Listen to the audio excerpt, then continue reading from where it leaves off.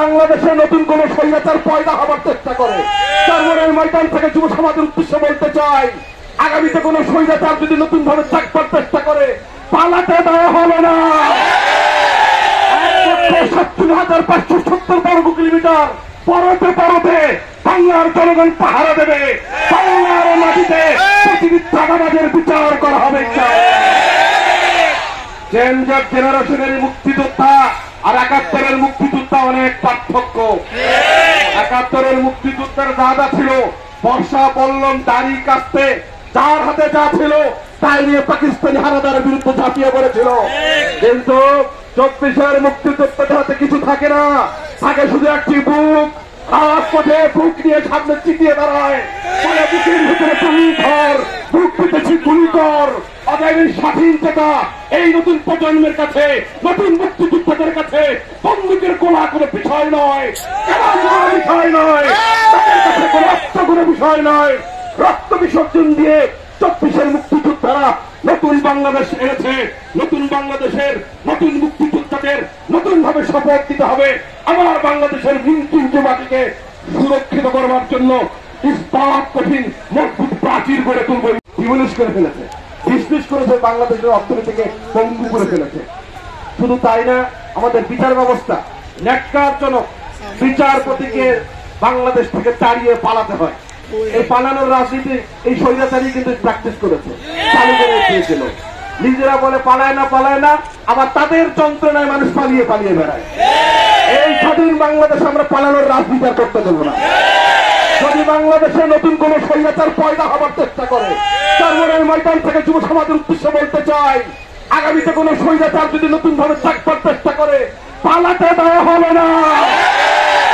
1,57,570 বর্গ কিলোমিটার পরতে পরতে বাংলার জনগণ পাহারা দেবে, বাংলার মাটিতে পৃথিবীর চাঁদাবাজের বিচার করা হবে। জেনজেট জেনারেশনের মুক্তিযোদ্ধা আর 71-এর মুক্তিযোদ্ধা অনেক পার্থক্য। 71-এর মুক্তিযোদ্ধার দাদা ছিল বর্ষা বল্লম দাড়ি কাস্তে, যার হাতে যা ছিল তাই নিয়ে পাকিস্তানি হানাদারের বিরুদ্ধে ঝাঁপিয়ে পড়েছিল। কিন্তু 24-এর মুক্তিযোদ্ধাদের হাতে কিছু থাকে না, থাকে শুধু একটি বুক।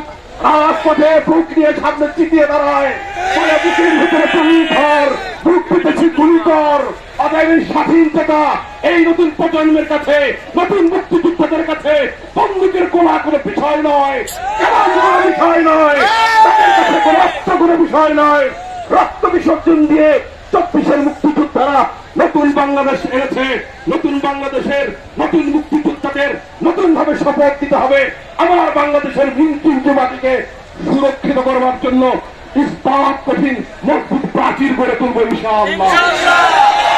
বাংলার মানুষের 53 বছর ধরে যে অশান্তির তাবানের দাউদাউল করে চলছে, মানুষের মনে শান্তি নাই, ঘরে খাবার নাই, মানুষের বেকারত্বের অভিশাপে জর্জরিত হয়ে যাচ্ছে। আমরা পড়াশোনা করে, স্টাডি করে, রাজনৈতিক ক্যালকুলেশন করে আমরা বুঝতে পেরেছি এই অশান্তির আগুন নেভানোর একমাত্র ওই হলো হাত পাখার বাতাস। হাত পাখার বাতাস ছাড়া বাংলার জনগণের আগুন নিভবে না। হাত পাখার পক্ষে কোন জোয়ার তৈরি করতে হবে। বাংলার প্রতিটি ঘরে ঘরে হাত পাখার বাতাস দিয়ে ঠান্ডা করতে হবে। যুব আন্দোলনের প্রতিটি নেতা কর্মীকে এখান থেকে শিক্ষা নিয়ে শপথ নিয়ে ঝাঁপিয়ে পড়তে হবে। আগামী নির্বাচন পিয়ার পদ্ধতিতে নির্বাচনের যে ঘোষণা মহাতারা আমির দিয়েছেন সেটা বাস্তবায়ন করতে হবে।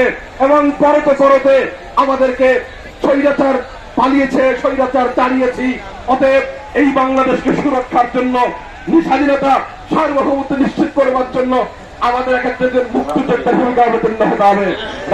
ইনশাআল্লাহ চরমনাই ময়দান থেকে যারা যাচ্ছেন নতুন নতুন ভাইদেরকে আপনারা দাওয়াত দেবেন এবং কোনোভাবে যুব আন্দোলনে সম্পৃক্ত করবার জন্য আপনারা সর্বতভাবে চেষ্টা করবেন।